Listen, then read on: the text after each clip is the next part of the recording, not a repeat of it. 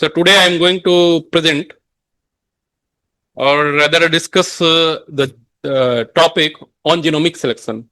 So how genomic selection has come and it has changed the selection which was done earlier in a major turnaround way. So I will discuss the topic under background. One slide will discuss about the background of the selection. Then we'll see genomic selection in the simplified way. Then I will go slightly deep into the genomic selection. Then we'll discuss the present status of the genomic selection in world and in India. Then we'll discuss about the constraint faced during genomic selection, and what if there will be genomic selection, what issues can emerge, that also we'll discuss, and finally conclusion and way forward. So background के साथ शुरुआत करते हैं. जब किसी भी livestock genetic improvement programme में किसी एनिमल का प्रोडक्शन दो चीज पर डिपेंड करता है, जिसको हम एज ए ब्रीडर दो पार्ट में बांटते हैं. एक होता है एनिमल का जेनेटिक्स और दूसरा में हम अदर्स बोलते हैं, जिसको एनवायरमेंट के कैटेगरी में लाते हैं. तो हम एज ए ब्रीडर जेनेटिक्स को इंप्रूव करने में हमेशा इंटरेस्टेड रहते हैं, और जेनेटिक्स को इंप्रूव करने के लिए एक ब्रीडर को दो डिसीजन लेने पड़ते हैं. और वो दो डिसीजन जो है वो फर्स्ट है सिलेक्शन डिसीजन एंड सेकंड है मेटिंग डिसीजन. तो सिलेक्शन डिसीजन में हम लोग ये डिसाइड करते हैं कि which animal will be given chance to produce next generation. तो कौन से एनिमल को हम सेलेक्ट करेंगे और सेलेक्ट करके एक अलग जगह रखेंगे और उनको बोलेंगे कि भाई तुम नेक्स्ट जनरेशन प्रोड्यूस करो. And that is in scientific term we can say it's a differential rate of reproduction. Then another one is mating decision, कि out of those selected animals, which animal will be mated with which one? कौन सा animal किसके साथ met करेगा वो भी decision करते हैं. That is called as mating decision.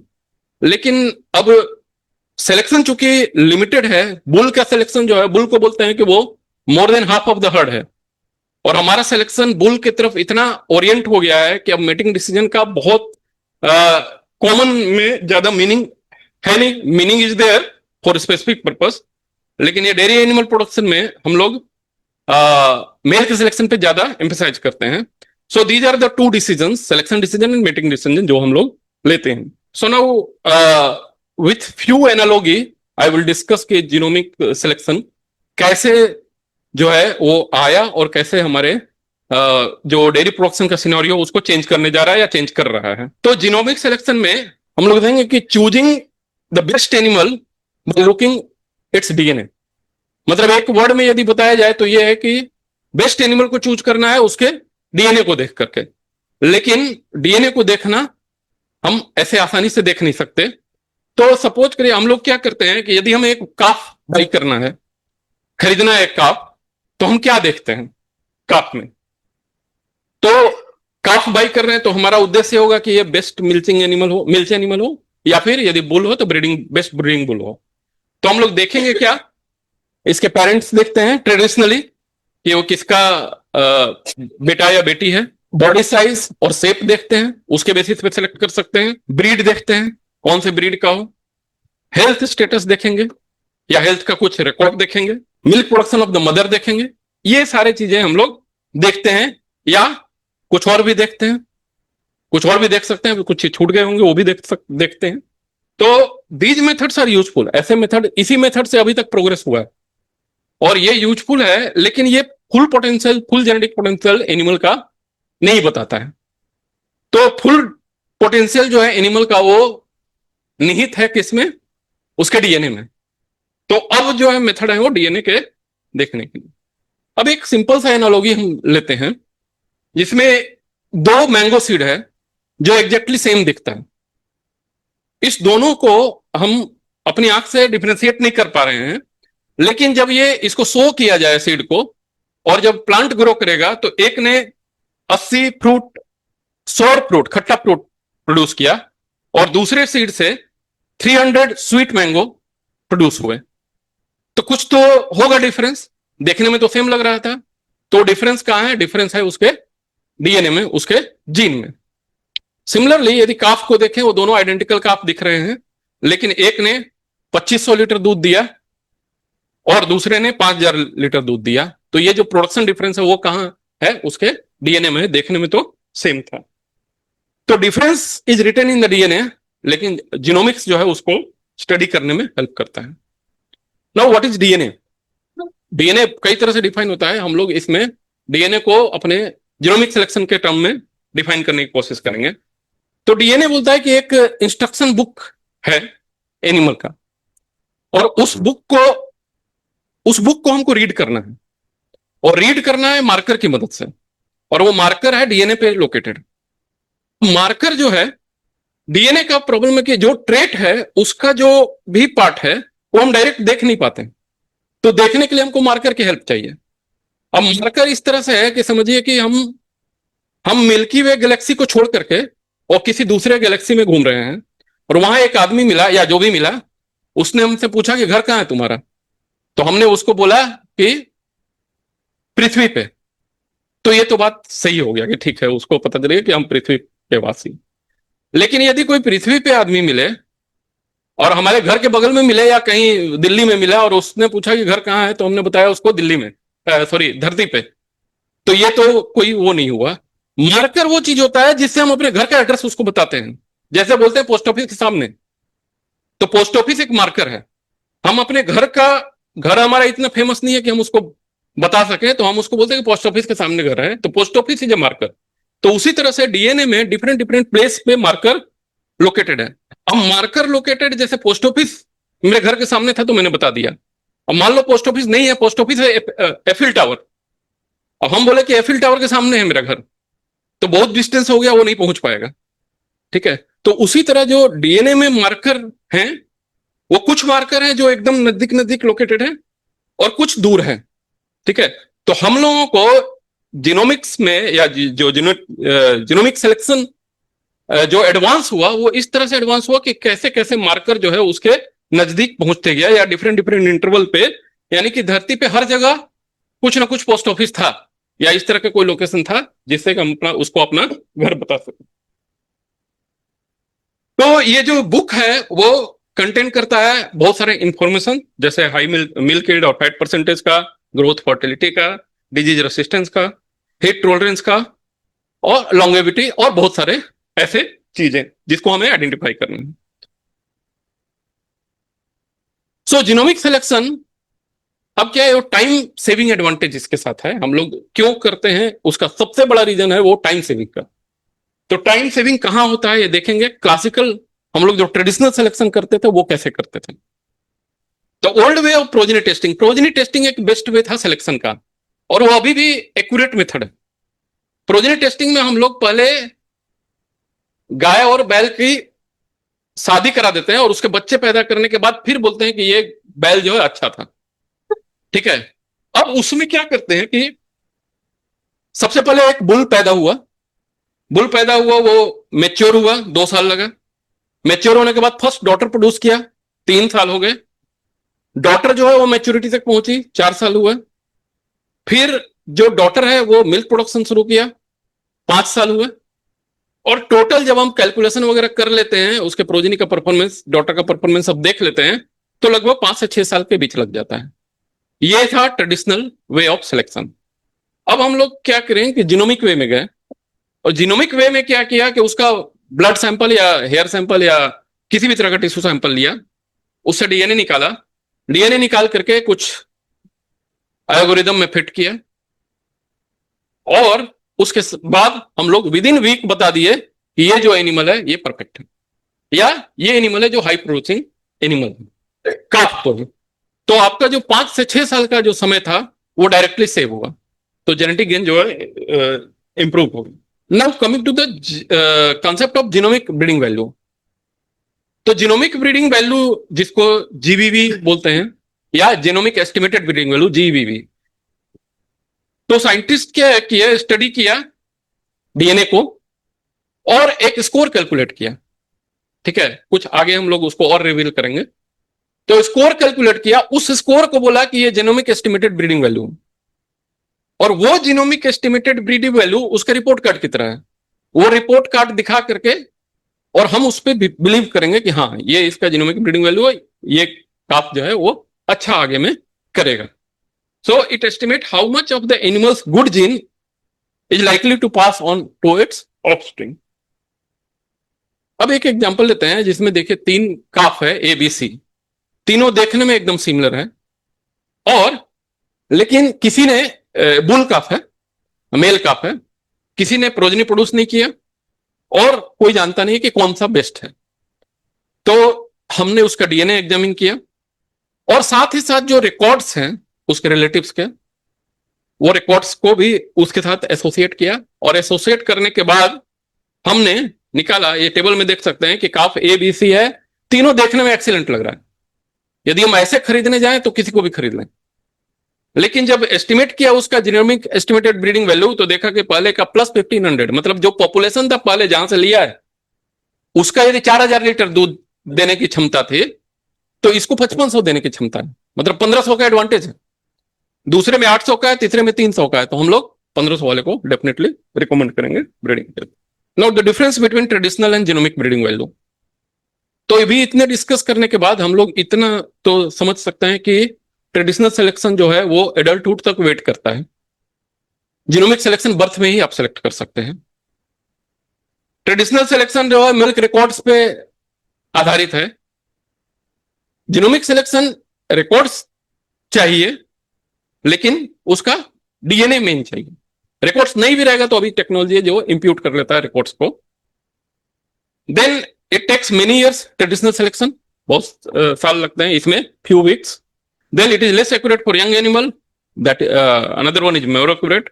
Then slower genetic improvement in traditional way, और इसमें फास्ट जेनेटिक इंप्रूवमेंट। जेनेटिक में जो जीवीवी है वो फार्मर को क्या देता है, इससे बेस्ट ब्रीडिंग बुल को हम लोग अर्ली काफूड में ही उसको आइडेंटिफाई कर सकते हैं, इवन बिफोर बर्थ भी अभी कर सकते हैं। Avoid raising genetically poor animal पे वेस्ट करने का टाइम नहीं है, रिसोर्सेस क्यों वेस्ट करना। Then reduce breeding cost, improve milk production faster, तेजी से जेनेटिक गेन बढ़ जाएगा तो तेजी से होगा। देन डिजीज रेसिस्टेंस पे भी काम कर सकते हैं, ऐसे डिजीज रेसिस्टेंस के लिए सिलेक्शन जो है it's very difficult. Then improve fertility, achieve faster genetic progress. तो ये सारे एडवांटेज है उसके जीनोमिक सिलेक्शन।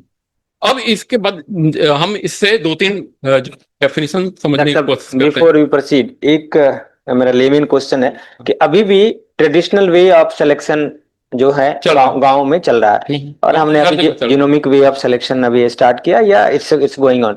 तो मैं अगर पूछूं कि इज देयर एनी कोरिलेशन, किसान अगर हमें जानना चाहे, ठीक है, कि अभी जो ट्रेडिशनल वे चल रहा था इतने सालों से या कहीं पे हो भी रहा है और जो हम जीनोमिक सिलेक्शन की बात कर रहे हैं जो एडवांसमेंट है, तो क्या कहीं कोरिलेशन दिखता है या है तो कितना परसेंट तक, या ऐसा कुछ?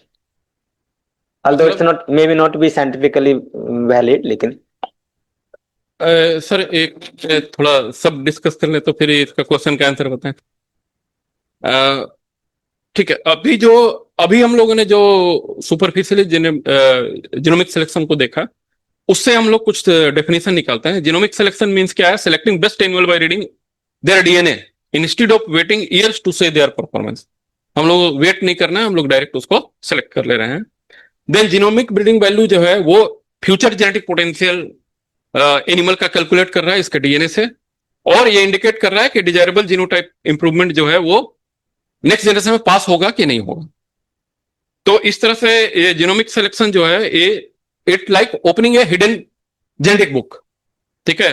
और जीनोमिक एस्टिमेटेड ब्रीडिंग वैल्यू वो स्कोर है, उस स्कोर के बेसिस पे हम लोग उसको एस्टिमेट करेंगे। The animal body tells how it look today, but DNA tells कि वो फ्यूचर में कैसा होगा, टुमारो कैसा दिखेगा। एंड जीनोमिक ब्रीडिंग वैल्यू जो है वो स्कोर है that measures the hidden genetic potential. Now थोड़ा सा अंदर जाते हैं, थोड़ा सा ही जाएंगे क्योंकि बहुत सारे फॉर्मूलाज वगैरह आते हैं इसमें, लेकिन थोड़े कुछ जो हमें चाहिए वो फॉर्मूला हम लोग थोड़ा डिस्कस करेंगे। तो एक सक्सेसफुल सिलेक्शन प्रोग्राम का क्या लक्ष्य है कि जो हमारे पास पॉपुलेशन है उसका मिल्क प्रोडक्शन यदि 10 लीटर है तो नेक्स्ट जनरेशन में जो प्रोजनी आए उसका मिल्क प्रोडक्शन कम से कम 12 लीटर हो, 11 लीटर हो, कुछ इंप्रूवमेंट हो, तब हम बोलेंगे कि सिलेक्शन हुआ। तो इसको यदि हम डायग्रामेटिकली यहां देखें तो देखें कि ये पॉपुलेशन है, बेस पॉपुलेशन है जिसका मीन हमने लिखा है P0 इनिशियल मीन।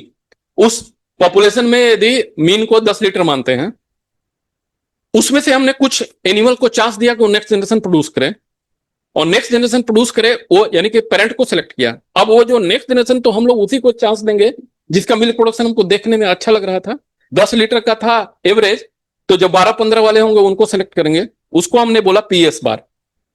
और इनको आपस में मेटिंग करा के हमने प्रोजनी प्रोड्यूस कर लिया, और ये प्रोजनी का जो मीन है वो P1 बार हमने एज्यूम किया। तो जो सिलेक्टेड पेरेंट है और जो पॉपुलेशन है उसके डिफरेंस को हम लोग सिलेक्शन डिफरेंशियल बोलते हैं। और ये सपोज करते हैं कि सिलेक्शन डिफरेंशियल नेक्स्ट जनरेशन में ट्रांसमिट होनी चाहिए, लेकिन वो ट्रांसमिट एग्जैक्टली होता नहीं है, वो डिपेंड करता है हेरिटेबिलिटी पे। ठीक है, तो इसको, इस स्टेप को हम लोग बाईपास करते हैं जीनोमिक सिलेक्शन में। इसको अब थोड़ा और मैथमेटिकली समझते हैं कि बेस पॉपुलेशन है जिसका एवरेज जो है मिल्क प्रोडक्शन 10 लीटर था एक्स बार।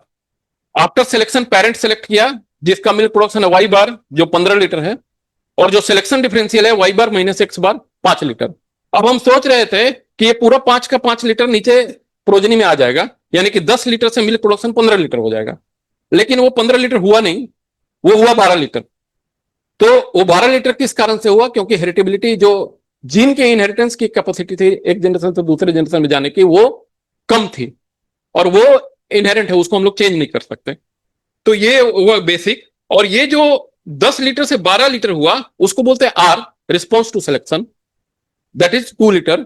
और ये रिस्पॉन्स टू सिलेक्शन जिसको अदरवाइज हम लोग बोलते हैं जेनेटिक गेन, और ये जेनेटिक गेन ही हमें इंप्रूव करना है जीनोमिक सिलेक्शन पे, कि पर जनरेशन या per year genetic gain improve होता रहे। अब ये सिलेक्शन प्रोसेस पूरा रिवॉल्व करता है इस जेनेटिक गेन पर ईयर पे, और इसलिए इसका एक फॉर्मूला जानना जरूरी है। जो R है जेनेटिक गेन ओवर टाइम, ये डिपेंड करता है intensity of selection, selection accuracy, genetic variance and years पर साइकिल। T है जनरेशन इंटरवल। तो हम लोग जीनोमिक सिलेक्शन को याद करें तो हमने देखा कि काफ जो हुआ उसी को हमने सेलेक्ट कर लिया। तो जो पहले 5 से 7 साल लगता था, तो जनरेशन इंटरवल में हम लोग 5 से 7 साल से डिवाइड करते थे। तो 5 से 7 साल जो डिवाइड करते थे, अब वो हो गया फ्यू वीक, 2 वीक। तो डेफिनेटली जो रिस्पॉन्स टू सिलेक्शन बढ़ गया। तो ये रिस्पॉन्स टू सिलेक्शन बढ़ा, तो उसके कारण हमें जल्दी जल्दी प्रोग्रेस देखने को मिला। Traditional approach of breeding programme क्या था? यदि हम थोड़ा टेक्निकली बात करें तो पहले था कि एनिमल का खुद का परफॉर्मेंस देख लेते हैं कि वो कितना लीटर, जैसे गोई हाँ। सिलेक्शन इंटेंसिटी वैसी है कि जैसे नीट का बच्चा एग्जाम दिया और 10 लाख लोगों में से 100 को सिलेक्ट करना है, तो बहुत इंटेंस कंपटीशन है, ऐसा बोलते हैं ना कि बहुत इंटेंस कंपटीशन है। और यदि 10 लाख बच्चे में से 5 लाख को सिलेक्ट करना है तो कंपटीशन नहीं है। तो इंटेंसिटी ऑफ सिलेक्शन वही है कि यदि आपने पॉपुलेशन बहुत बड़ा है और उसमें से 2 एनिमल को सिलेक्ट करना है तो आप बेस्ट एनिमल सिलेक्ट कर पाओगे, वो इंटेंसिटी ऑफ सिलेक्शन। तो जैसे आपका इंटेंसिटी ऑफ सिलेक्शन बढ़ेगा तो रिस्पॉन्स टू सिलेक्शन भी बढ़ेगा। क्योंकि आप मान लो कि 100 गाय है, 100 गाय में से 2 गाय को सिलेक्ट करना है, तो आप एवरेज 10 लीटर है पॉपुलेशन का, 15-15 लीटर वाला 2 को आपने सिलेक्ट कर लिया। यदि 5 सिलेक्ट करना है तो डेफिनेटली आपको नीचे 14 और 13 वाले में भी जाना पड़ेगा, तो उससे इंटेंसिटी ऑफ सिलेक्शन रिड्यूस होगा। Intensity of selection, yes sir, मेरे हिसाब से भी ये होता है कि जिस तरह आपने नीट का एग्जांपल दिया, आप 5 लाख में से 1 सिलेक्ट कर रहे हो या 5 लाख में से आप 2 लाख सिलेक्ट कर रहे हो, तो यदि 1 सिलेक्ट कर रहे हो तो वो इंटेंसिटी आपकी बहुत ज्यादा है, बहुत ज्यादा है। मतलब आप एक वो सिलेक्ट करोगे जो सबसे टॉप का है, उसमें आपकी इंटेंसिटी ऑफ सिलेक्शन बहुत हाई होगी। उसके कारण, क्योंकि आपने एक टॉप का किया, मैं किसानों को ऐसे समझाता था कि 100 गांव है, अब एक बुल आप सिलेक्ट कर लिया, हर गांव में जो बुल है वो उनका टॉप का जो भैंस गाय जो भी दूध दे रही थी उसके बच्चे को सिलेक्ट करते हैं। किसी गांव में 14 किलो वाला है, किसी में 18 किलो वाला है, किसी में 20 किलो वाला है। यदि आपको उन 100 गांव में जब एआई करते हैं तो आपको एक बुल सफिशिएंट है, अदरवाइज तो आपको हर गांव में एक बुल चाहिए। तो है क्यों हर गांव में आपको 28 किलो 30 किलो वाला भैंस ही ली है। जब आपको 28-30 किलो वाली, तो आप केवल उसका बच्चा यदि लोगे और उसको एआई के प्रोग्राम में डालोगे सीमन फ्रीजिंग के अंदर, तो वो आपका इंटेंसिटी ऑफ सिलेक्शन बहुत हाई हो जाएगा, क्योंकि आप 100 में से एक करेंगे। अभी तो आप गांव के जो 50-50 थे उनमें से एक कर रहे थे, या 100, तो आप 100 गाँव में, मतलब 1 लाख में से 10,000 पशुओं में से केवल एक को सिलेक्ट कर रहे हो, वो हाई सिलेक्शन इंटेंसिटी है और उसका इम्पैक्ट ज्यादा आता है, और वो पॉसिबल है only with the frozen semen AI techniques. ये यदि ग्राफिकली मैं बताऊं तो जो हमारा कोई भी जो पॉपुलेशन है वो नॉर्मली डिस्ट्रीब्यूटेड होता है। नॉर्मली डिस्ट्रीब्यूटेड में मतलब कि उसके मीन के अराउंड जो है वो बहुत सारे एनिमल्स होते हैं। तो ये यदि मीन के अराउंड बहुत सारे एनिमल है, हम लोगों को कोई एनिमल सेलेक्ट करना है, इधर से मीन के नीचे है और इधर मीन के ऊपर है एनिमल, हमने सेलेक्ट किया। हमने एक क्राइटेरिया लगा कि 7 लीटर से ऊपर, सपोज करो ये मिल्क प्रोडक्शन है और ये 7 लीटर है, यहाँ एवरेज जो है एक्स बार उसका 5 लीटर था। हमने एक डिसाइड किया कि 7 लीटर से ऊपर को सिलेक्ट करना है, तो 7 पे हमने कट ऑफ मार दिया और इसके ऊपर सेलेक्ट कर लिया। इस वैल्यू को बोलते हैं पी। पी बोलते हैं प्रोपोर्शन सेलेक्टेड। जैसे बताया कि 1 लाख में से 2 को सेलेक्ट करना है तो वो प्रोपोर्शन है। और ये जो पॉइंट होता है ऊपर में, इसको बोलते हैं जेड। जेड बोलते हैं वो पॉइंट ऑफ ट्रंकेशन या पॉइंट ऑफ एब्सिसिया, जहां पे हम कट ऑफ मारते हैं। और जो इंटेंसिटी ऑफ सिलेक्शन है, वैसे तो मतलब समझने की भाषा में पहले डिस्कस हो गया, लेकिन इंटेंसिटी ऑफ सिलेक्शन यदि हम लोग फॉर्मूला की बात में करें तो ये होता है I=Z/P, जो पॉइंट ऑफ एब्सिसिया से प्रोपोर्शन। तो जैसे जैसे प्रोपोर्शन बढ़ेगा, प्रोपोर्शन सिलेक्टेड आप यदि बढ़ाओगे, प्रोपोर्शन सिलेक्टेड बढ़ाओगे तो इंटेंसिटी ऑफ सिलेक्शन अपने आप घटेगा, और प्रोपोर्शन सिलेक्टेड घटाओगे तो इंटेंसिटी ऑफ सिलेक्शन बढ़ेगा। तो ये इंटेंसिटी ऑफ सिलेक्शन का वो है। तो जो ट्रेडिशनल वे ऑफ सिलेक्शन था उसमें हम पहले इंडिविजुअल का खुद का परफॉर्मेंस देखते थे। तो अब मान लो कि गाय खरीदने जाना है, तब तो ठीक है कि हमने उसको 2-3 टर्म दो करके देख लिया, लेकिन बुल खरीदने जाना है तो बुल तो दूध देती नहीं। तो इसका मतलब कि सेक्स लिमिटेड ट्रेड के लिए जो ट्रेड्स एक पर्टिकुलर सेक्स में लिमिटेड हो, वहां पे वो फेल हो जाता था। दूसरा था पेडिग्री इंफॉर्मेशन। पेडिग्री इंफॉर्मेशन, अब पेडिग्री इंफॉर्मेशन कोई रखा है कि नहीं रखा है, गांव में तो रखते नहीं, ठीक है। तो हमारे ऑर्गेनाइज फार्म में मिलेंगे तो पेडिग्री इंफॉर्मेशन के बेसिस पे सिलेक्शन करते हैं। फिर कोलेटरल रिलेटिव्स। अब रिलेटिव्स का भी रिकॉर्ड जो है वो सिर्फ ऑर्गेनाइज फार्म में ही हो सकता है, बाकी तो इतना स्पेस और वो नहीं है फार्मर के पास एनिमल रखने की कैपेसिटी की वो उसके रिलेटिव्स का भी रिकॉर्ड रखे। देन नेक्स्ट वन था progeny testing, performance of progeny. तो ये परफॉर्मेंस ऑफ प्रोजनी भी जो है गवर्नमेंट इंस्टीट्यूशन करती थी कि अपने पास बुल रियर करके उनको टेस्ट करते थे प्रोजनी प्रोड्यूस करके। तो ये इसका लिमिटेशन था कि लॉन्ग जनरेशन इंटरवल जो हमने पीछे के एग्जांपल में देखा। Then costly phenotype recording. Phenotype का रिकॉर्डिंग बहुत कॉस्टली, यदि हम इतने एनिमल का रिकॉर्ड करें, हम तो 1-2 एनिमल का भी नहीं कर पाते फील्ड में। And it is unsuitable for trait that are expressed late in life. अब जैसे मान लो कार्कस ट्रेट का चाहिए सिलेक्शन करना और इंडिविजुअल सिलेक्शन करना है, तो एनिमल को पहले मारना पड़ेगा, फिर कार्कस वेट मिलेगा तब, और उसके बाद फिर सिलेक्ट क्या करेंगे, तो एनिमल तो मर गया। तो ऐसे इन सब चीजों में हम लोग रह जाते थे। तब फिर आया मार्कर असिस्टेड सिलेक्शन। अब ये मार्कर असिस्टेड सिलेक्शन मैंने पहले जो मार्कर बताया, अब मार्कर की मदद से हमको उस सब जीन को आइडेंटिफाई करना है जो प्रोडक्शन में हेल्प करता है। तो मेथड ये इनडायरेक्ट मेथड है, हमको ढूंढना है जीन लेकिन हम लोग मार्कर ढूंढ रहे हैं। अब एक और प्रॉब्लम है कि मार्कर और जीन दोनों के बीच में कुछ डिस्टेंस होगा। अब कुछ डिस्टेंस होगा तो हम जानते हैं कि मियोसिस में जो है क्रॉसिंग ओवर हो जाता है। तो क्रॉसिंग ओवर हो गया तो मार्कर और डीएनए, मार्कर और जो जीन के बीच में क्रॉसिंग ओवर हो गया तो जीन जहां जाना था उसके उलट चला गया, हमारा प्रेडिक्शन फेल हो गया। तो जब भी एक जीन को नेक्स्ट जनरेशन में ट्रांसमिट होना है मार्कर के साथ, तो मार्कर लिंक्ड होना चाहिए, उन दोनों के बीच में डिस्टेंस बहुत कम होना चाहिए। तो पुराना जो कंसेप्ट था क्यूटीएल का या कोई एक पर्टिकुलर मार्कर का, वो दूर दूर भी होता था। वो वही वाला हो गया कि हमारा घर जो है वो एफिल टावर के सामने है, तो वो इतना दूर है, इतना दूर है तो बीच में तो क्रॉसिंग ओवर हो जाएगा, तो हम लोग प्रेडिक्ट नहीं कर पाते। तो बाद में दूसरा में आया एसएनपी, सिंगल न्यूक्लियोटाइड पॉलीमॉर्फिज्म, जो हर जगह पूरे जीनोम में थ्रू आउट डिस्ट्रीब्यूटेड था। तो वो एक ऐसा मार्कर आया जो पूरे जो ये इंडस्ट्री है या जो साइंस है इसको पूरा रिवोल्यूशनाइज कर दिया और हम लोगों को हर जगह मार्कर मिलने लगे, और उसके बाद में हम लोग उसके एसोसिएशन को देखने लगे। तो जीनोमिक सिलेक्शन सबसे पहले हेली एंड विस्चर ने दिया था, बाद में मियोसिन जो है वो इसको बहुत प्रोपेगेट किया और यही इन्होंने इसको आगे बढ़ाया। तो ये जो है जो जीनोमिक सिलेक्शन है form of marker assisted selection है, ठीक है, और which utilize marker across entire genome to estimate genomic estimated breeding value, पूरे जीनोम में मार्कर डिस्ट्रीब्यूटेड हो वैसा। तो एसएनपी उसका सबसे बढ़िया कैंडिडेट था। तो utilise dense marker data to map the genome, estimate marker effect, utilise genomic breeding value. और ये जो मार्कर डाटा है वो एसएनपी या क्यूटीएल, तो पहले क्यूटीएल था, अब क्यूटीएल क्या है, तो क्यूटीएल जो है वो एक, सपोज करो कि डीएनए जो है हमारा, जो डीएनए है वो एक रेसिपी बुक है नया गाय बनाने का, अच्छा गाय बनाने का। और उस अच्छे गाय बनाने के जो रेसिपी बुक है उसमें बहुत सारे पेजेज हैं। एक पेज है जो हाई मिल्क ईल्ड का, दूसरा फर्टिलिटी का, तीसरा किसी और चीज का, डिजीज, इस तरह से वो पेजेज हैं। अब प्रॉब्लम है कि यदि क्यूटी, पहले ये लोग ये सोचते थे कि मिल्क प्रोडक्शन का एक जीन एक जगह कॉन्सेंट्रेटेड होगा, दूसरे ट्रेट का दूसरी जगह कॉन्सेंट्रेटेड होगा, तो इस कारण से क्यूटीएल वाले चीज को देख आगे बढ़ाया गया। फिर बाद में पता चला कि नहीं, जो हमारा most of the economic trait है वो क्वांटिटेटिव जीन है, वो इनफाइनेटिबल मॉडल पे काम करता है, इनफाइनेट लोकेशन पे इनफाइनेट जीन्स हैं, बहुत सारे जीन्स हैं छोटे छोटे अफेक्ट वाले, तो उन सब को क्यूटीएल पे हम ध्यान देंगे तो उन सब छोटे छोटे अफेक्ट को छोड़ देंगे, तो इस कारण से वो छोटा छोटा अफेक्ट जो है आगे सेलेक्ट नहीं हो पा रहा था। तब जो है, जैसे ये देखिए, पहले जो हम लोग ये सोचते थे कि क्यूटीएल होगा एक जगह पे, फिर यहाँ होगा, फिर इधर होगा, फिर इधर होगा, तो इसमें दोनों चीज का प्रॉब्लम था। एक तो लिंकेज डिसइक्विलिब्रियम मैंने जो बताया कि मार्कर और जो जीन है, जीन ऑफ इंटरेस्ट, दोनों लिंक्ड होने चाहिए, यदि लिंक नहीं है तो दोनों के बीच में क्रॉसिंग हो जाएगा, हम उसको प्रिडिक्ट नहीं कर पाएंगे। तो बाद में ये इनफिनिटिव मॉडल आया जो ये बताया कि जीन जो है वो छोटे छोटे अफेक्ट वाले होते हैं और through out the chromosome distributed है।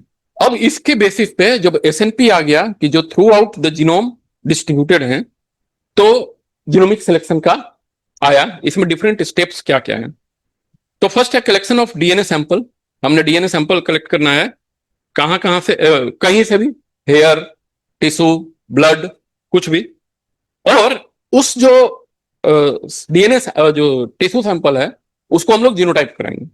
जीनोटाइप करेंगे तो ये एसएनपी जीनोटाइपिंग, एसएनपी क्या होता है कि जैसे हम लोग जानते हैं कि हमारा जो कोड है, जेनेटिक कोड, वो 3 बेस का बना होता है ना, जो 3 बेस के कंटिन्यूअस में, जैसे एजीजी पढ़े होंगे पहले, कहीं याद हो तो, एजीजी या जीए, टीसीए, इस तरह से वो 3 का ट्रिपलेट कोडोन होता है, वो एमिनो एसिड सिंथेसाइज करता है। तो किसी एक जगह पे म्यूटेशन हो गया, एक जगह टी आ गया, तो जो एक जगह टी आया वो एक मार्कर की तरह काम किया, और उस मार्कर से हम लोग उसके लोकेशन को पता करने लगे। और इसके बेसिस पे हम लोग एसएनपी, अब चूंकि पूरे जीनोम में यूनिफॉर्मली डिस्ट्रीब्यूटेड है, हम लोग उसका छोटे छोटे छोटे अफेक्ट को एक इक्वेशन में सेट किए। और पहले का जो इक्वेशन था वो था रिलेशनशिप मैट्रिक्स पे। पहले क्या होता था कि एक जो बुल को सिलेक्ट करना है, उसकी मदर, उसके मदर की मदर, उसके बच्चे का बच्चा, उसका रिलेटिव, वो सबसे रिलेशनशिप सोचते थे कि वो मदर से 50% जीन आता है तो उसकी मदर के मदर से 25% आया होगा, उससे और 0.25 ऐसे कर करके वो जोड़ते थे। अब क्या हुआ, अब ये जीनोम की मदद से होने लगा, क्योंकि 50% जीन तो आता है हमारी मदर और फादर से, लेकिन कौन सा 50% ये रैंडम होता है। ठीक है, बेस्ट जीन हो सकता है कि हम सोच रहे हैं कि बेस्ट जीन आएगा मदर फादर से, लेकिन बेस्ट जीन नहीं आकर के वर्स्ट जीन आ गया। तो इवन दो कि मदर और फादर बेस्ट है, प्रोजेनी जो है वो पुअर होगा। तो इस कारण से फिर इसमें अब हम लोग जीन का कंपोनेंट, जेनेटिक कंपोनेंट जोड़ दिया, जो मैट्रिक्स बनता है उसमें जेनेटिक कंपोनेंट जोड़ा, और इस मैट्रिक्स को जीनोमिक मैट्रिक्स बोलने लगा, और इससे हम लोग प्रेडिक्ट करते हैं, उससे जीनोमिक एस्टिमेटेड ब्रीडिंग वैल्यू निकालते हैं, और फिर एनिमल का सिलेक्शन। अब जो है ये सारा काम होता है चिप पे। एक चिप होता है, वो चिप जो है सबसे पहले कैसे बनेगा चिप, तो एसएनपी डिस्कवर हुआ, genome of many animals are sequenced. इसमें सीक्वेंसिंग, जैसे ही हमारा होल जीनोमिक सीक्वेंसिंग टेक्नोलॉजी आया तो एनिमल्स का सीक्वेंसिंग होने लगा मास लेवल पे, धीरे धीरे सस्ता भी हुआ तो और सीक्वेंसिंग बढ़ा, और हम लोग अपने जो भी हमारे एनिमल्स थे उनको सीक्वेंस करके उनके एसएनपी के बारे में सब पता कर लिया, एक एक बेस क्या कैसे उसको सेलेक्ट किया। देन एसएनपी को सिलेक्ट किया, बहुत सारा एसएनपी मिला, लेकिन बहुत सारा एसएनपी अफेक्टिव है कि नहीं, उसमें से जैसे पॉलीमॉर्फिज्म होने के लिए एक बहुत बड़ा क्राइटेरिया है कि एटलीस्ट 1% उसकी फ्रीक्वेंसी होनी चाहिए पॉपुलेशन में। यदि 1% फ्रीक्वेंसी नहीं है तो उसको पॉलीमॉर्फिज्म नहीं बोलेंगे।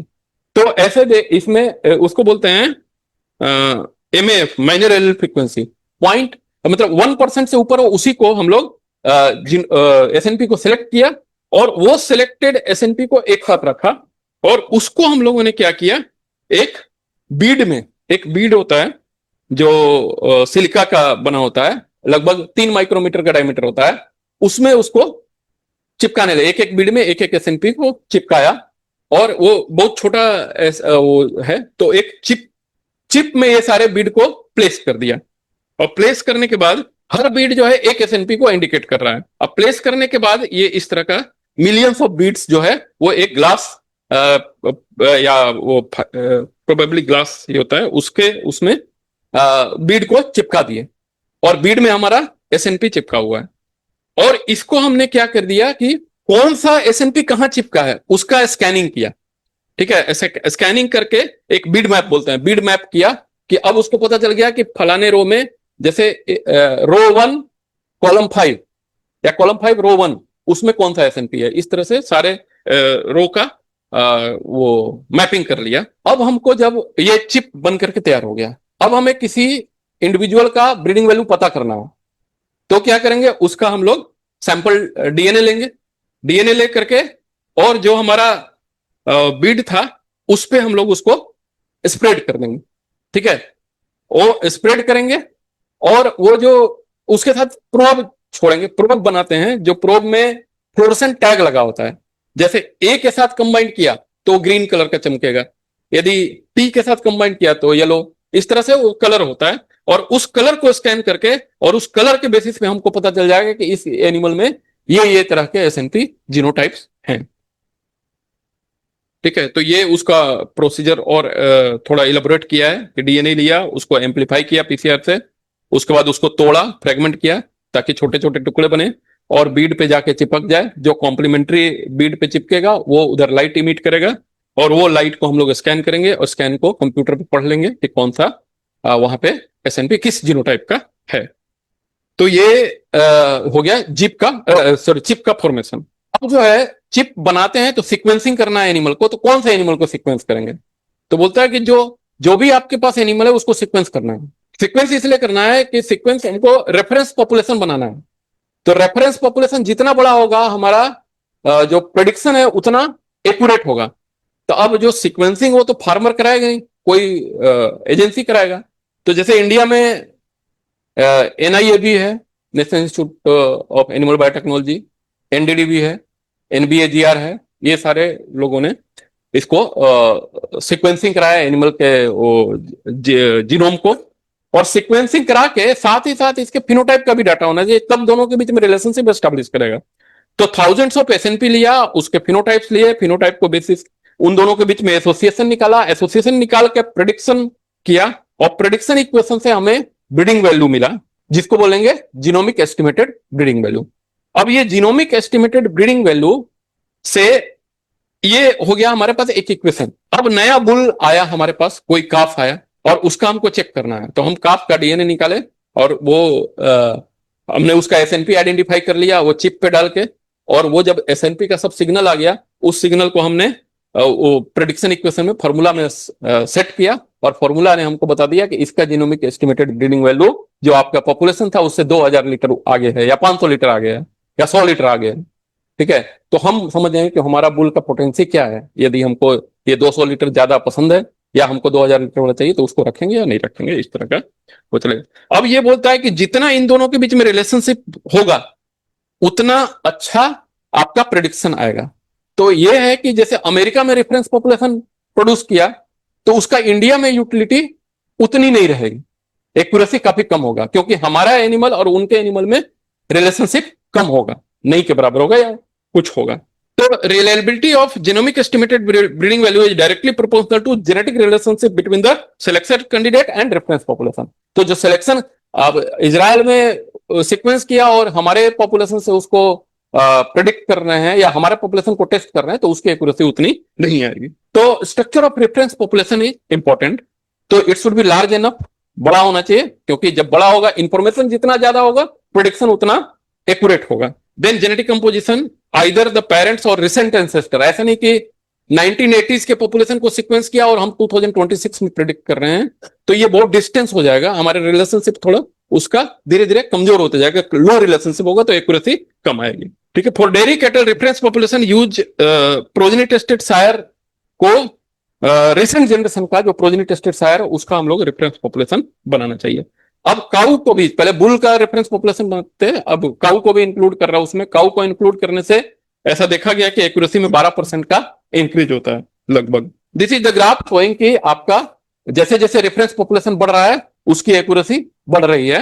और साथ ही साथ एक इंपॉर्टेंट फैक्टर है हेरिटेबिलिटी, जो मैंने पहले भी डिस्कस किया था कि हेरिटेबिलिटी जिसकी ज्यादा होगी उसका एक्यूरेसी ज्यादा आएगा। तो जीनोमिक सिलेक्शन का प्रपोजिशन क्या है, क्या फायदे हैं? तो more accurate selection decision early in animals life होता है, ज्यादा ट्रेड के लिए कर सकते हैं एक साथ, फिर लार्जर पॉपुलेशन ऑफ एनिमल को एक साथ एड्रेस कर सकते हैं, और ग्रेटर जेनेटिक गेन होगा। जेनेटिक गेन बढ़ने का जब से फॉरमोस्ट वो है कि उसका जनरेशन इंटरवल हम लोग एकदम नील कर दिए, लगभग जो 6 साल था उसको हम लोगों ने 6 हफ्ते कर दिया या 4 हफ्ते कर दिया। एक जो इंडस्ट्री इसको कैसे यूज कर रहा है, इंडस्ट्री जो सीड स्टॉक एनिमल है जो प्रोड्यूस करने वाले जो ब्रीडिंग में एनिमल यूज हो रहे हैं उससे सिंगल स्टेप जेनेटिक इवेल्युएशन करता है। सिंगल स्टेप जेनेटिक इवोल्यूशन मतलब कि जीनोमिक्स का डाटा, फिनोटाइप डाटा और पेडिग्री, ये तीनों को एक साथ इक्वेशन में डालता है। एक अलग तरह के इक्वेशन बनाया, उसको बोलता है SSG ब्लब, सिंगल स्टेप जी ब्लब, और उस सिंगल स्टेप जी ब्लब से उसका ब्रीडिंग वैल्यू एस्टिमेट करता है, जिससे कि काम जल्दी हो। इसमें क्या होता है कि जैसे मान लो किसी के पेडिग्री इंफॉर्मेशन नहीं है, तो ये जो जीनोमिक इंफॉर्मेशन आया उसके बेसिस पे उसकी पेडिग्री भी क्रिएट कर देता है कि उसके पेरेंट्स जो है वो कितना प्रोड्यूस करते होंगे, वो प्रेडिक्ट कर सकता है। तो ये रिवर्स भी जाता है, इसलिए इसको SSG ब्लब जो है अभी इंडस्ट्री में बहुत फेमस हो रहा है। Now coming to the genomic selection का प्रेजेंट स्टेटस क्या है। प्रेजेंट स्टेटस में ग्लोबली हम लोग पहले देखते हैं, तो अब रेफरेंस पॉपुलेशन बनाने की बात है तो उसमें छोटे छोटे पॉपुलेशन से काम नहीं चला, बड़ा पॉपुलेशन चाहिए। तो कई कंट्रीज ने एसोसिएट कर लिया, और एसोसिएट करके सबसे पहला बना यूरोजीनोमिक्स कंसोर्शियम, और इसमें Netherlands, Germany, France, Nordic countries जिसमें स्वीडन वगैरह आते हैं, स्पेन एंड पोलैंड, ये सारे मिल करके बनाया एक Eurogenomics consortium. Then North American consortium बना, और तीसरा जो है रेस्ट ऑफ द वर्ल्ड का कंसोर्शियम बना। तो ये 3 कंसोर्शियम है जो रेफरेंस पॉपुलेशन को बड़ा करने के लिए यूज मतलब वो एसोसिएटेड है। Then types of the chips available, तो आज के डेट में जो लगभग अपडेटेड है 1 साल पहले तक का, तो इसमें कमर्शियल चिप यदि देखें तो 777K चिप जो है, 777K चिप का मतलब है कि लगभग 777,000 SNP जो है उस चिप पे है। जो चिप बनाया है उसमें 777,000 SNP है, और इतने जीन का SNP का अफेक्ट जो है वो एक्युमुलेट करके प्रेडिक्ट कर रहा है, तो डेफिनेटली जो बेटर होगा। तो ये इल्यूमिना कंपनी ने बनाया है। ये सारे कंपनीज हैं साइड में, और जिसमें बफेलो का भी चिप बना, पिग का, शिप का, गोट का, हॉर्स का, ये सब के इधर दिए हुए हैं कि वो कितना डेंस है। तो जो 777K चिप है वो हाई डेंसिटी चिप में आता है, अभी आगे इसको और देखेंगे। तो ये तो ग्लोबल सिनेरियो हुआ। अब देखिए ग्लोबली नंबर ऑफ एनिमल कितने जीनोटाइप हुए, तो आप यदि टाइमलाइन के साथ देखेंगे तो ये council of dairy cattle breeding है, USDA का एक ऑर्गेनाइजेशन है जो इसमें वो करता है। तो 2008 में स्टार्ट किया, फर्स्ट सायर जीनोटाइप हुआ, और 2015 लगा 10 लाख जीनोटाइप करने में। उसके बाद देखेंगे कि टाइमलाइन धीरे धीरे रिड्यूस होने लगा, और लास्ट में देखेंगे 6 महीना में ही 10 लाख वो कर रहा है। तो अब तक लगभग 10 मिलियन जो है बुल्स जीनोटाइप हो चुके हैं CDCB में। और इंडिया में जुलाई 2025 का पोजीशन है, जब प्राइम मिनिस्टर ने ये डाटा दिया था कि 1.27 लाख एनिमल्स को जीनोटाइप किया जा चुका है इंडिया में, जिसमें 1.07 कैटल है, 20,000 बफेलो है, 5400 बुल। तो ये हमारा इंडिया का सिनेरियो है। यदि इंडिया के जो जीनोमिक सिलेक्शन का टाइमलाइन को देखें तो सबसे पहले देखेंगे कि 2015 में फर्स्ट इंडस चिप आया था, जिसका 45K था, लो डेंसिटी चिप। बाद में इसका दूसरा वर्सन आया 53K। फिर उसके बाद आया 2018-19 में HF और क्रॉसब्रीड कैटल का और गिर का जीनोमिक एस्टिमेटेड ब्रीडिंग वैल्यू निकाला गया। फिर बफ चिप आया बफेलो के लिए 59K चिप, और बाद में ये 2021 में ये जो अभी तक का सबसे बेस्ट चिप अवेलेबल था 777 के जो इल्यूमिना ने बनाया था, उसमें 11,496 और एसएनपी जोड़ा एनडीडीबी ने। वो 11,496 एसएनपी जोड़ा इंडिया के जो 43 रजिस्टर्ड कैटल थे उनको सीक्वेंस करके उनके इंफॉर्मेशन को इसमें ऐड कर दिया। तो टोटल जो है ये उससे भी आगे निकला, उससे बड़ा चिप बना, हाई डेंसिटी चिप। तो these are the chips which is available in India and developed by different institutes. जैसे इंडिगो है, ये 788 के चिप है जो हमने बोला कि 11,000 इसमें जोड़ दिया, तो एनआईएबी ने बनाया था। देन गौ चिप है कैटल में, मीडियम डेंसिटी चिप। महिष चिप बफेलो के लिए, बफ चिप बफेलो के लिए। देन काही, एक्सियोम काही गोट के लिए, ये रिसेंटली 2023 में बनाया। इंडी चिक जो है वो इलरी जो इंटरनेशनल लाइवस्टॉक रिसर्च इंस्टीट्यूट है उसके साथ आईसीआर ने मिल करके बनाया। और भी चिप जो है अंडर प्रोग्रेस है डिफरेंट स्पीसीज के। Then initiative taken for genomic selection, NDDB जो है वो मीडियम डेंसिटी और हाई डेंसिटी चिप बना रही है कैटल बफेलो के लिए। National institute of animal biotech जो है वो हाई डेंसिटी चिप किया, इंडिगो जो हमने देखा। बैफ जो है वो भारतीय एग्रो इंडस्ट्री फाउंडेशन, वो लार्ज नंबर ऑफ एनिमल्स को जीनोटाइप कर रही है, ठीक है, जीनोटाइप कर रही है ताकि उसका ब्रीडिंग वैल्यू निकाला जा सके। जीबीआरसी जो गुजरात का बायोटेक्नोलॉजी रिसर्च सेंटर है, और जीसीएमएफएफ जो गुजरात की कोऑपरेटिव मिल्क मार्केटिंग फेडरेशन है, ये लोग डाटा रिकॉर्डिंग कर रहे हैं और जीनोटाइपिंग कर रहे हैं। इसमें हम लोग देखेंगे कि जो बैफ है, वो बैफ जो है वो रेफरेंस पॉपुलेशन, फीमेल का रेफरेंस पॉपुलेशन क्रिएट कर रहे हैं। और ये इसमें उनके बहुत सारे इंटरनेशनल पार्टनर्स हैं, जिसमें बिल एंड मिलिंडा गेट्स और भी कई सारे। और ये जो है ये फील्ड लेवल पे BAIF is developing a female reference population and crossbreed cow in small holders, जो फार्मर हैं उनके पास 2 एनिमल से ज्यादा जिनके पास है, उनका भी एनिमल को जीनोटाइप करके फीमेल रेफरेंस पॉपुलेशन क्रिएट कर रहा है। Then Gujarat cooperative milk marketing federation, ये लोग जो है वो एनडीडीबी के साथ मिल करके, इनके साथ में बहुत एसोसिएटेड भी रहा हूं, तो इनके फील्ड में डाटा रिकॉर्डिंग चल रहे हैं। उसी रिकॉर्डिंग को अब वो जीनोमिक सिलेक्शन से जीनोटाइपिंग भी करा रहे हैं अपने एनिमल्स का। देन जीनोमिक सिलेक्शन इन गिर कैटल। अब गिर कैटल जो इंडियन कैटल है उसमें प्रूवन बुल नहीं था, गिर कैटल का प्रूवन बुल नहीं था। अब प्रूवन बुल नहीं था तो उसका प्रॉब्लम था, सीमेन जो है उतनी क्वालिटी की नहीं आती थी, तो इसलिए इसमें जो है फीमेल का रेफरेंस पॉपुलेशन तैयार किया और उसके बेसिस पे इंडस्ट्री पर डेवलप करके इसका जो है ब्रीडिंग वैल्यू, जिसके अभी रिलेबिलिटी जो पहले रिलेबिलिटी थे उससे 4 टाइम्स बढ़ा दिया है। ये एनडीडीबी ने इसमें काफी काम किया। Then coming to the constant, constant क्या क्या हो सकते हैं, तो सबसे पहला कांस्टेंट है कि आपने देखा कि फिनोटाइप का डाटा भी चाहिए, तो फील्ड में फिनोटाइप डाटा का रिकॉर्डिंग डिफिकल्ट है।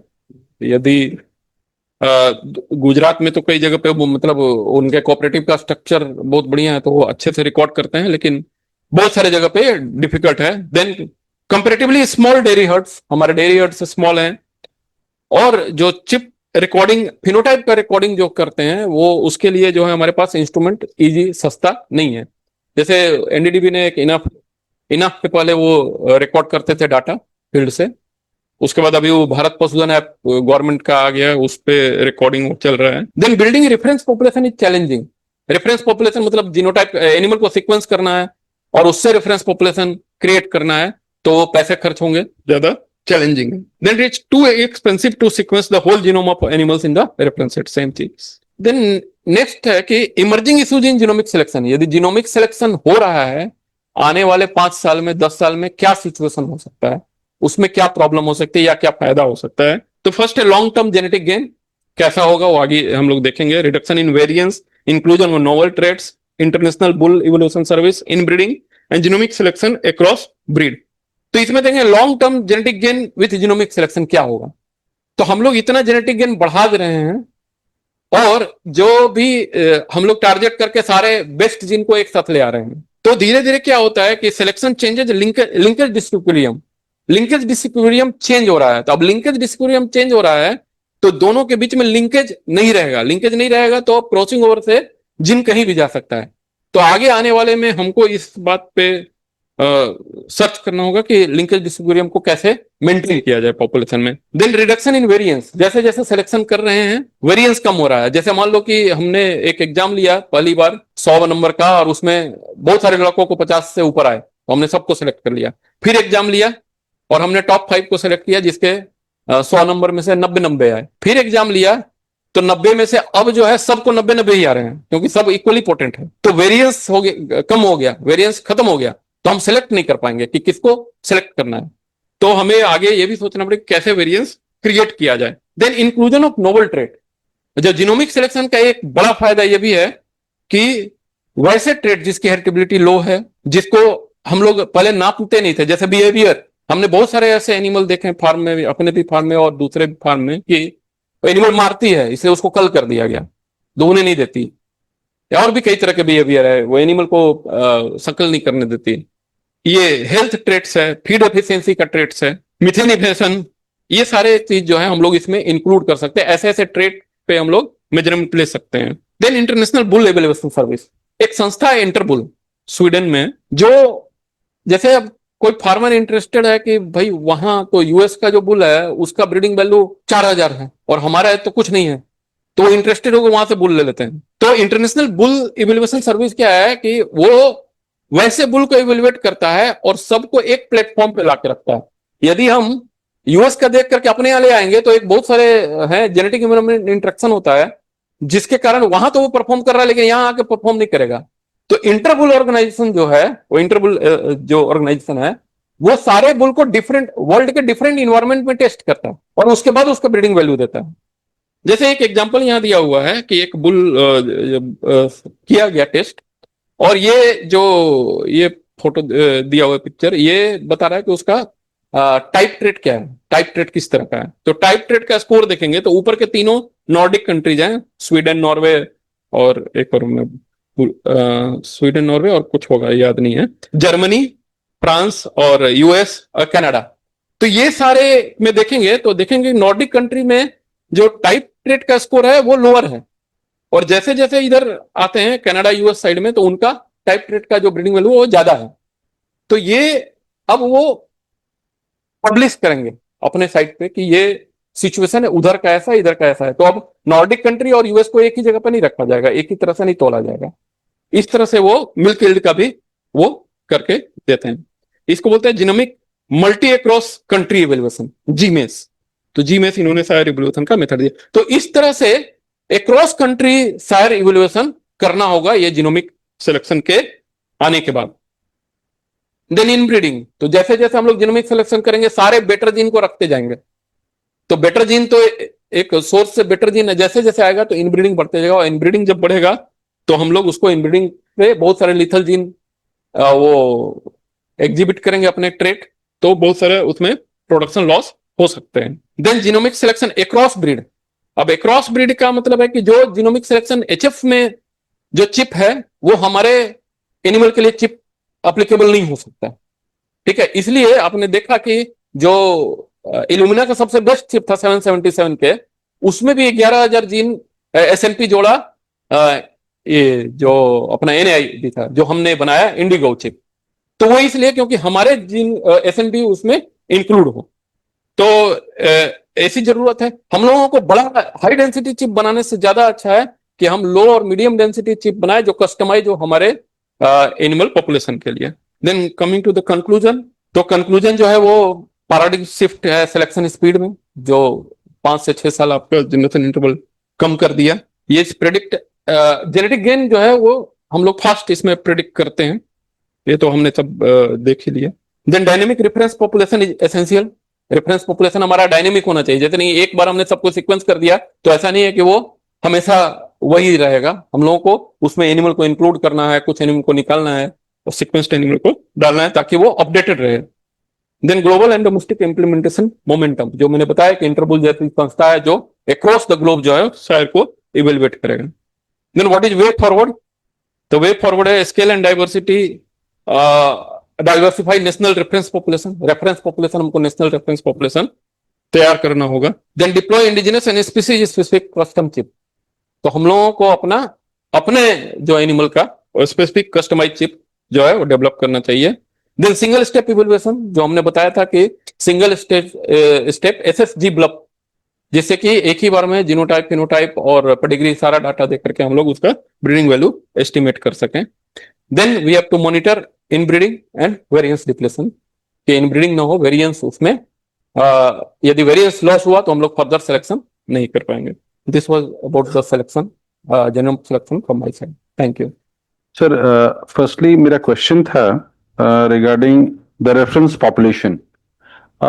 जैसे हम जितने भी स्कैंडिनेवियन कंट्रीज देखते हैं और वहाँ के बुल्स आ रहे हैं, आपने देखा होगा जनरली ये जो भी कॉम्पिटिशन्स होते हैं, मिल्किंग कॉम्पिटिशन्स, उसमें कोई भी इंडियन बुल्स आप नहीं देखेंगे वो टॉप कर रहे हैं। वो ABS या WWS के जितने भी आपको ये हाई जेनेटिक मतलब मेरिट बुल्स है वही रहते हैं। तो फिर ये स्टडी इंडिया में करना तो बेकार है जब हम इंडियन बुल्स यूज नहीं कर रहे हैं और उस इंडेक्स को फॉलो नहीं कर रहे हैं। तो अल्टीमेटली इट इज हमारा उद्देश्य जो है, हमारा उद्देश्य मिल्क प्रोडक्शन बढ़ाना है, करेक्ट है ना।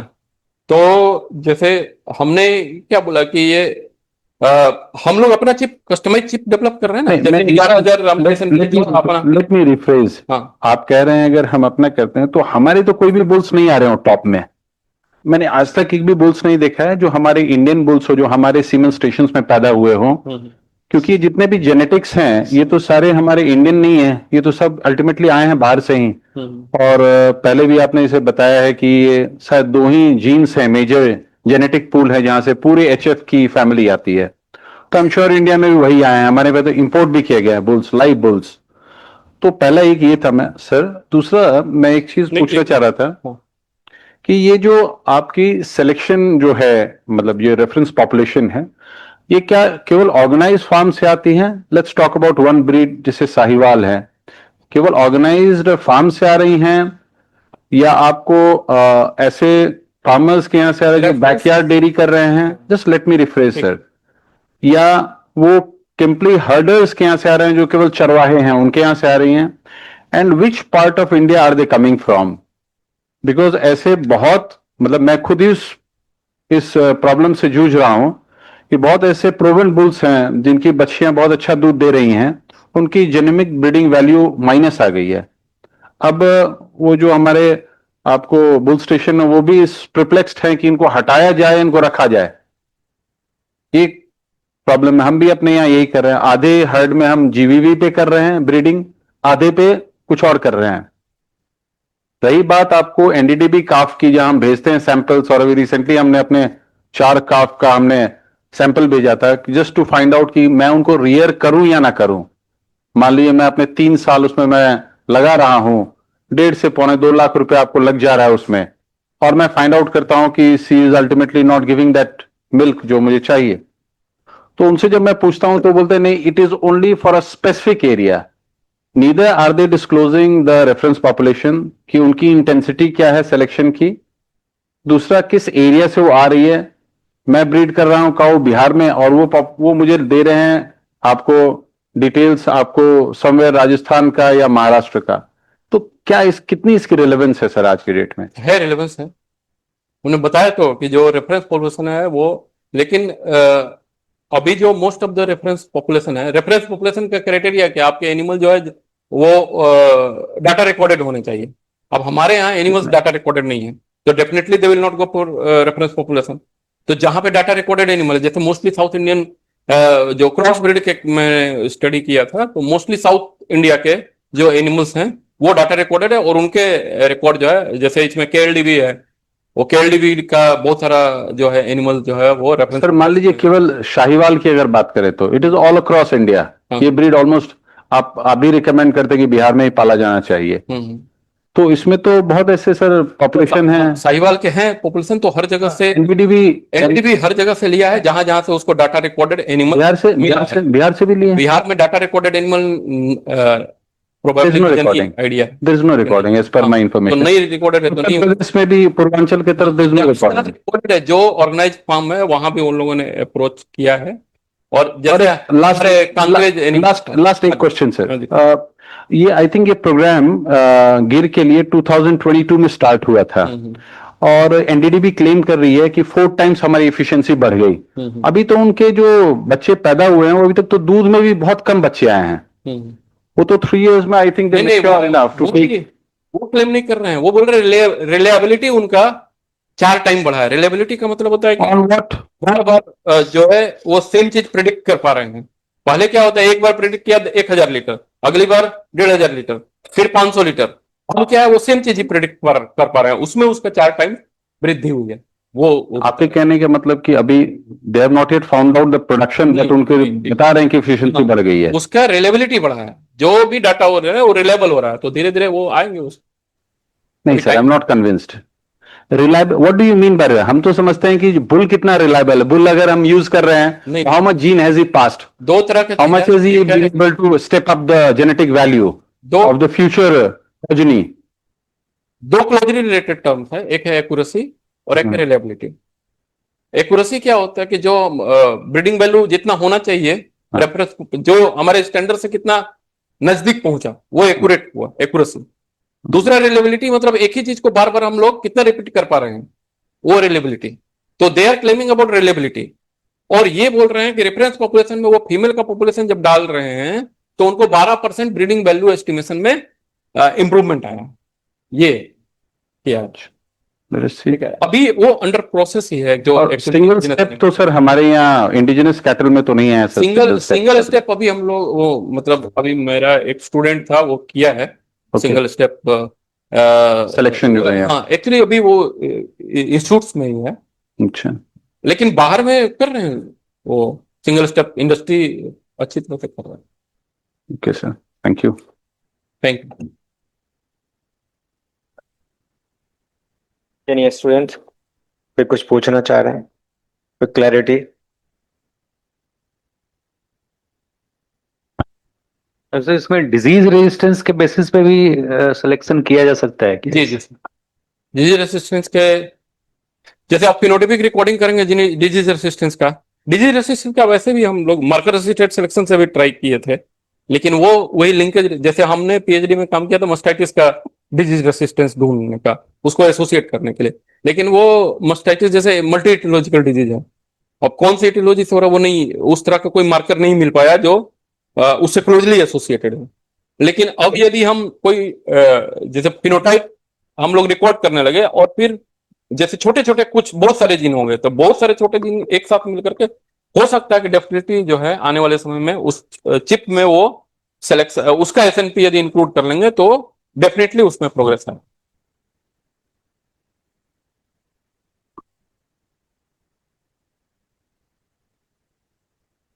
May I add something? Sir ये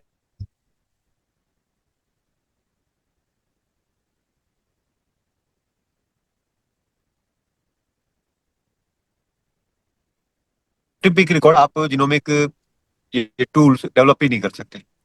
जिनोमिक टूल डेवलप तभी हो सकता है जब हमारे पास फिनोमिक डाटा हो और उन्हीं के जीन का डाटा भी, तब जाके हम उसको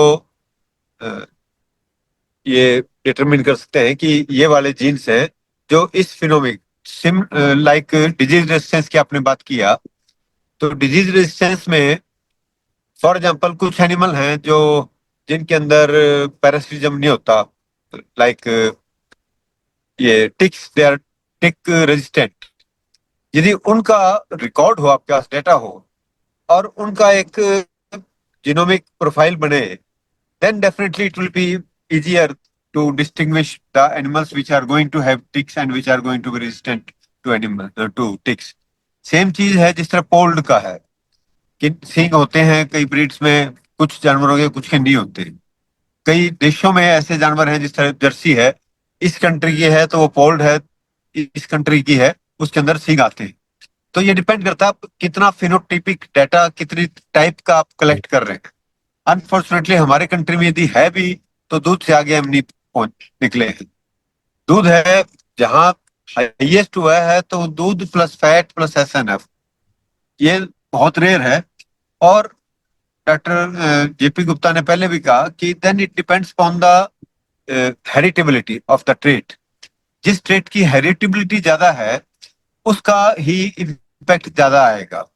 अब फॉर एग्जाम्पल यदि हम बात करें हॉल्स्टीन की, हॉल्स्टीन में लगभग 150 पॉइंट हैं जो रिकॉर्ड किए जाते हैं उनके, और हर बुल का आपको डाटा दिया जाता है।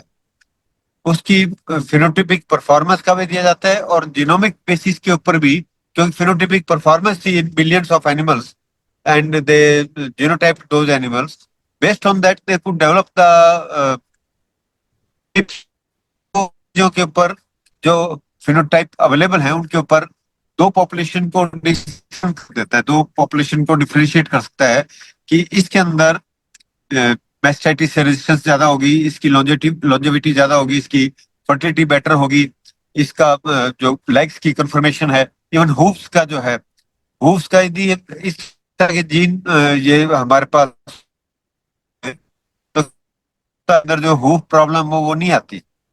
पर क्योंकि पहले दूध के ऊपर फोकस किया एचएफ वालों ने भी, उन्होंने हूफ का परवाह ही नहीं किया, उन्होंने सोचा कि दूध ही एक है। जब वो सिलेक्ट करते गए हूफ, जो पुअर हूफ था, दैट आल्सो गॉट सिलेक्टेड। तो ये इतना हमारे पास फिनोटाइपिक डाटा होगा। और अनफॉर्चुनेटली हमारे, जो मेरा एक्सपीरियंस है गवर्नमेंट फार्म्स के ऊपर भी जो डाटा रिकॉर्डिंग है, you can not always rely upon that कि वो भी ऑथेंटिक है क्या। वहां पर कितनी चोरी है, कितना मिसमैनेजमेंट ऑफ डाटा है। मैं आपको पंजाब के एक फार्म की बताता हूँ जो एनिमल हस्बेंड्री डिपार्टमेंट का था। वहां पर एनिमल के ईयर टैग नंबर ही नहीं थे, पर जब हमने वो ईयर के अंदर जो इंडेलिबल इंक से जो लेते हैं, टैटूइंग, टैटू कर रखा है। अब टैटूइंग आप होगा, ये वो होगा, पर कोई ईयर टैग नहीं, और सेंटर में एक ड्रम रखे उसके अंदर दोबारा आया, डाल दिया, किसी ने पूछा नहीं भैंस का ये कितना दूध है, और किसी ने तोला नहीं, ड्रम भर गया तो वो दूसरा ड्रम लगा दी। तो इस तरह की यदि फार्म से डाटा भी लिया, और वो डाटा उनका जरूर पक्का होगा, यदि इस तरह के फार्म से डाटा लिया गया है तो उसकी रिलायबिलिटी क्या होगी वो आप अपने आप अंदाजा लगा सकते हो। तो अभी तक मेरा ये मानना है कि हमारे जो जीनोमिक चिप्स आई भी हैं उनके अंदर, for example I know about buffalo, buffalo जो एनबीएजीआर का काम है, उनका सारा जो डाटा लिया गया है वो यूपी से लिया गया, मेनली ईस्टर्न यूपी से लिया गया मुर्रा के लिए। नेक्स्ट, मतलब कंसिडर किया, मतलब क्या ईस्टर्न यूपी में मुर्रा है, नहीं। एंड इन थाउजेंड्स जो उन्होंने डाटा लिया है, और क्या वो लोग, वहां वाले लोग, वो थाउजेंड्स ऑफ एनिमल्स उनका डाटा रिकॉर्डिंग करते हैं। तो यदि वो चिप के अंदर वो इंफॉर्मेशन जाएगी तो उस चिप की रिलायबिलिटी डेफिनेटली क्वेश्चन मार्क होगी। उसके अलावा जो एनडीडीबी की चिप है उसके अंदर उनका, क्योंकि प्रोजनी टेस्टिंग और पेडिग्री सिलेक्शन प्रोग्राम चल रहे थे कई स्टेट्स में, कई ब्रीड्स में, उनका मुर्रा का प्रोजनी टेस्टिंग प्रोग्राम काफी पुराना है, पहले पेडिग्री सिलेक्शन था फिर प्रोजनी टेस्टिंग हुआ।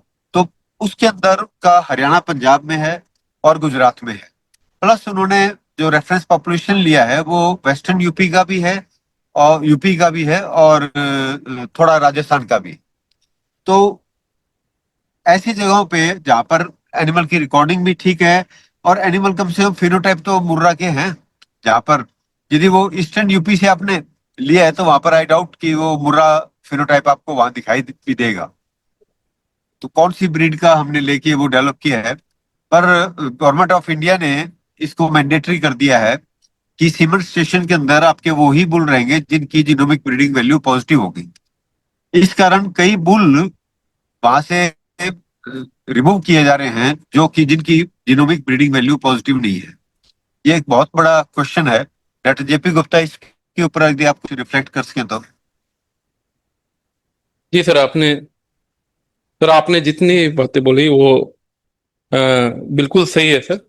ये जो, लेकिन जो जैसे मुर्रा वाली है जो गुजरात में, उनका जो ऑलरेडी प्रोजेनी टेस्टिंग प्रोग्राम चल रहा है उसके डाटा तो मैं चूंकि वो विटनेस किया हूं तो वो सर लगभग सही ही होगा। या जो उनके कैटल के भी जो चल रहे हैं इवन क्रॉस ब्रीड में, जो आनंद अमूल डेयरी का, या फिर मेसाना बफेलो में भी वो जो दूध सागर डेयरी है, उन सब के डाटा तो रिकॉर्डेड है। लेकिन जैसे ईस्टर्न यूपी की बात कर रहे थे तो वैसे तो आई रियली डाउट कि यदि इंस्टीट्यूट के बाहर गए तो इंस्टीट्यूट में भी हमें डाउट होता है, तो इंस्टीट्यूट के बाहर तो डेफिनेटली 100% ही होगा कि वो नहीं रिलाय कर सकते हम लोग।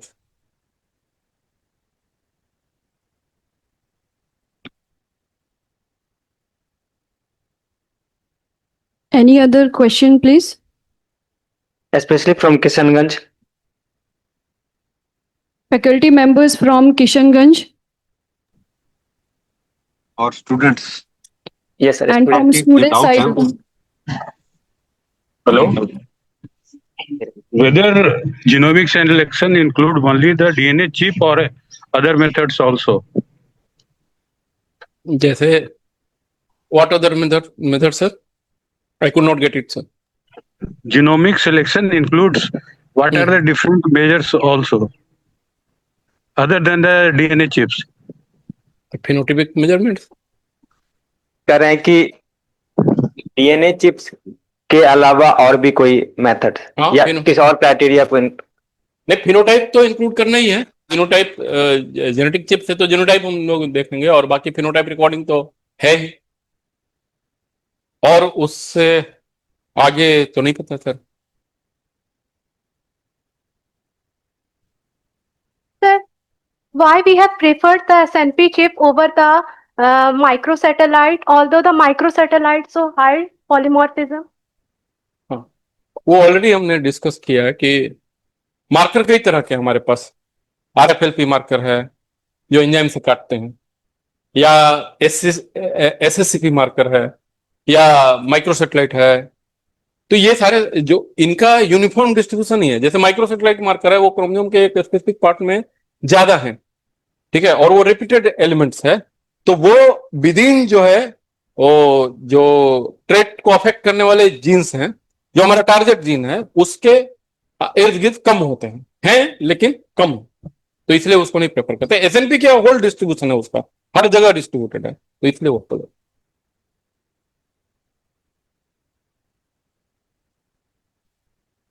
और कोई फैकल्टी मेंबर या कुछ सप्लीमेंट करना चाहें जेनेटिक्स वाले? No? Whether transcriptomics may be used for the genomic selection? Transcriptomics transcriptomics क्यों करेंगे, मैं तो नहीं समझ पाया। मतलब आई डोंट थिंक सो कि ट्रांसक्रिप्टोमिक्स यूज करेंगे। ट्रांसक्रिप्टोमिक्स जब जीनोमिक्स हमारे पास उससे हम जीन के बारे में ज्यादा इंफॉर्मेशन ले पा रहे हैं, तो ट्रांसक्रिप्टोमिक्स नहीं करेंगे मोस्ट प्रोबेबली। हाँ, एक लिक्विड चिप भी डेवलप किया गया है, जिसके बारे में मैं अभी रिसेंटली पढ़ा, 2024 में एक चिप डेवलप किया है लिक्विड, जो टारगेट बेस्ड सिंथेसाइज कर देता है। वो इससे क्या होता है कि नोबल SNPs आइडेंटिफाई, हम लोग जैसे चिप बनाते हैं तो चिप में ऑलरेडी जो हमारा नॉन SNP है उसी का प्रोब डालते हैं, लेकिन एक लिक्विड चिप एक US की कंपनी ने डेवलप किया है जो उसी टारगेट को सिंथेसाइज करके नोवल SNP भी आइडेंटिफाई करता है। बाकी ट्रांसक्रिप्टोमिक्स के बारे में सर आइडिया नहीं।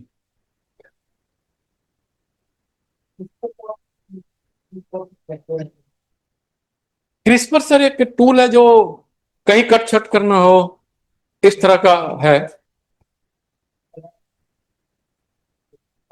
और उसके अलग जगह यूज हैं, लेकिन ये जीनोमिक चिप डेवलप करने के लिए या जीनोमिक सिलेक्शन में उस तरह से डायरेक्ट यूज नहीं है। माइक दो।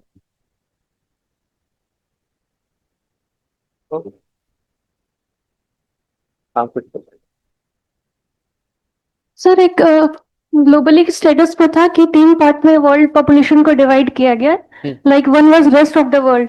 I think India comes under it. Rest of the world. So sir, जब इजराइल से जैसे आपने एग्जांपल दिया, कंपेयर कर रहे हैं इंडिया का कैटल पॉपुलेशन, तो उसको एज अ रेफरेंस नहीं ले सकते क्योंकि इतने डिफरेंस आ जा रहे हैं।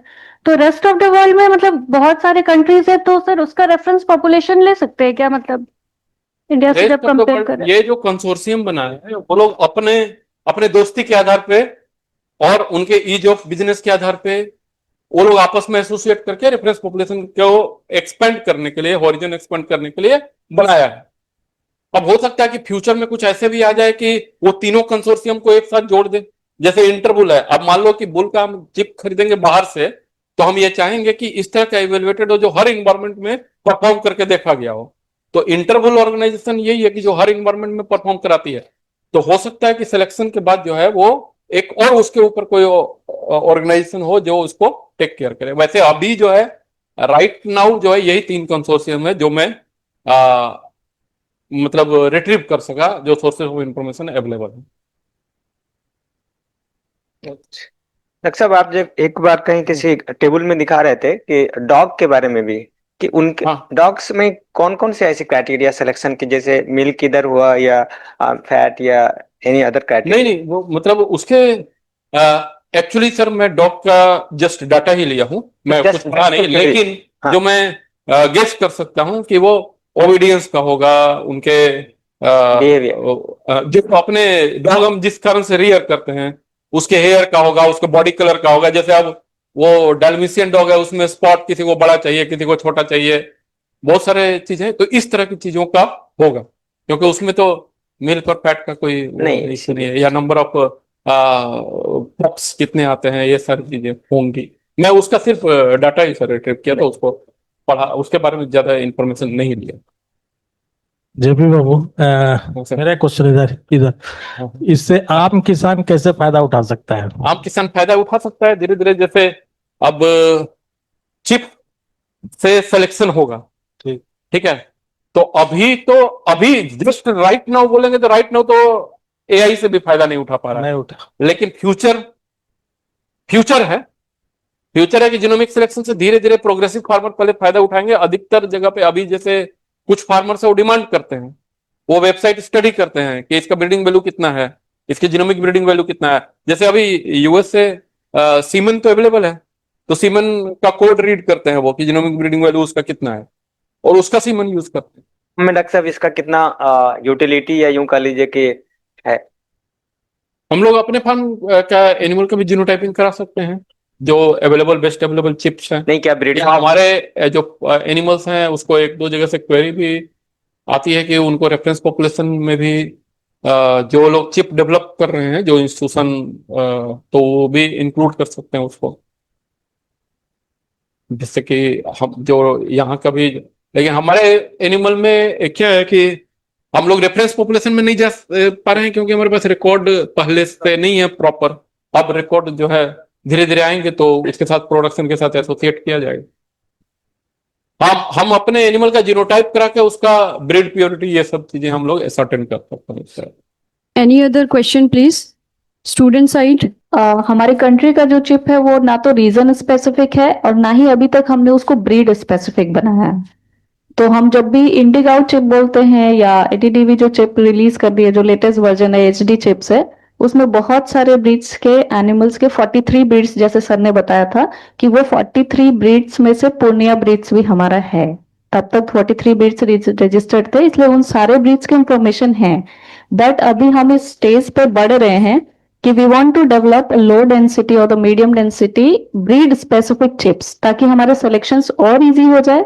और जीनोटाइपिंग पे टेक्नोलॉजी और एडवांसमेंट हो रही है, ताकि पर एनिमल जीनोटाइपिंग कॉस्ट इतना कम हो जाए कि कोई भी फार्मर अगर अपने एनिमल को सिलेक्शन से पहले जीनोटाइपिंग के लिए अपने सैंपल्स भेज दे तो उसको वो रिजल्ट के साथ मिल जाए, और वो at the time of birth within a week उसको रिजल्ट मिल जाए कि whether they have to keep this animal और कल द एनिमल।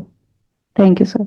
सर, ये जीनोमिक सिलेक्शन के अलावा, मतलब apart from selection, can we use in precision feedings? अगर एक इंडिविजुअल गाय है सर, हमें पता नहीं है कि वो कितना दूध दे सकती है, लेकिन फार्मर उसे खिला रहा है और वो ऑन द न्यूट्रिशन बेसिस वो सिर्फ 10 लीटर दे रही है, मे बी उसका हो सकता है कि वो ज्यादा उसका कैपेसिटी हो जीनोमिक प्ले। हाँ, एक प्रिसीजन लाइवस्टॉक फार्मिंग की तरफ ये एक स्टेप है। आप वाले बचपन में उसको पता कर लिया कि वो दूध कितने देने की कैपेसिटी रखती है, तो आप उसी के हिसाब से उसको खिलाओगे, हाँ, नहीं तो उधर से निकाल दोगे। मेरा ये कहना है सर कि अगर वो बड़ा हो गया, वो मतलब 2-3 काफिंग हो चुका है सर, और फिर उसके बाद किसान जैसे हम लोग के पास आता है, डॉक्टर्स के पास आता है, उनका यही सवाल होता है कि इसे क्या खिलाएं, तो क्या उसे हम लोग एक जीनोमिक टेस्ट दे सकते हैं, ब्लू चिप मतलब डीएनए चिप में जाके टेस्ट कर सकते, फिर उसके बाद एक प्रिसीजन फॉर्मुलेशन कर सकते हैं? अब जैसे कर सकते हैं, 5 मान लो 3-4 लैक्टेशन हो गया, तब उसकी लाइफ कितनी बची, तो उससे अच्छा कि फ्यूचर का एनिमल को देखेंगे, उसका तो जैसे उसके काफ प्रोड्यूस हुए तो उसके हम जीनोटाइपिंग करा सकते हैं। 5,000 रुपया खर्चा करेगा यदि, तो कभी भी देख सकते हैं। लेट मी सिंप्लीफाई, ये क्या पूछना चाह रहा है, मुझे लग रहा है कि आप कह रहे हो कि ये भी जो भी इन्होंने जेनोमिक सिलेक्शन के क्राइटेरिया दिए, सेलेक्ट करने के बाद प्रिसीजन फीडिंग क्या हेल्प कर सकता है। तो बेसिक तो डिफरेंस ये है कि इन्होंने जेनेटिक पोटेंशियल बता दिया, तो उसके बाद आपका काम with in that genetic potential आपके प्रिसीजन फीडिंग काम करेंगे, यही तो है। आप प्रिसीजन फीडिंग के बावजूद भी उनके जेनेटिक पोटेंशियल को एक्सप्लॉइट तो नहीं कर सकते आगे तक। With in that genetic potential, with in that limitation, आप प्रिसीजन फीडिंग या जो कुछ भी आपके पास एडवांसमेंट है उसके उस हाईएस्ट यील्ड तक आप जा सकते हैं। ये एक कंपोनेंट हो सकता है कि उसको जो एडअप करे। If there are no further question, if chair permits, we shall conclude today's lecture. Thanks करता हूँ डॉक्टर जेपी गुप्ता का for elaborate presentation on genomic selection and how to read it, how to populate it, how to create this genomic selection tools. एक suggestion है कि if you would have, although we straight away we took up the topic of genomic selection, initially we should have taken the topic of normal selection, breeding, say pedigree selection, progeny selection, the nucleus, chromosome, genetic material like that. That would have been more, means people could have aligned it to the talk today if they were aware of this. I'm sure our students are aware of this, but the farmers who might have joined, they may not be very well aware that the genetic information is stored in the nucleus, in the chromosome, then nucleotides, how they are arranged, and what is. So that would have even added more value for those people who are just at the start of this particular topic. But otherwise, it was very, very well. You have gone very deep into the topic, and you have also touched the pedigree selection and progeny testing programs also. So thank you very much, Dr. JP Gupta. Thank you. Thank you, sir. Thank you. Thank you, sir. In continuation, I would also like to thank our speaker, Dr. JP Gupta, sir, for delivering a very informative lecture, very illuminating and thought-provoking lecture on the genomic selection. So thank you all once again. Thank you.